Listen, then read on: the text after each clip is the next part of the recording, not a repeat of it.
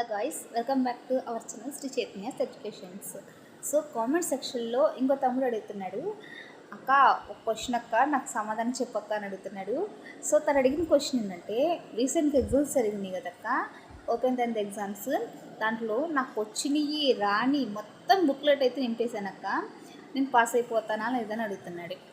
So తమ్ముడు, compulsory నాకు తెలిసి ఏవో 80% అయితే నువ్వు ఖచ్చితంగా పాస్ అయిపోతావు.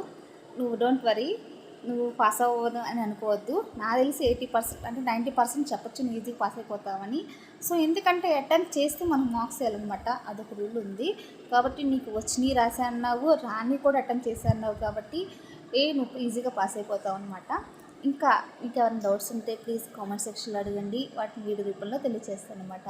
వీడియో కనుక నచ్చినట్లయితే ప్లీజ్ నా ఛానల్ సబ్స్క్రైబ్ చేయండి, షేర్ చేయండి, కామెంట్ చేయండి.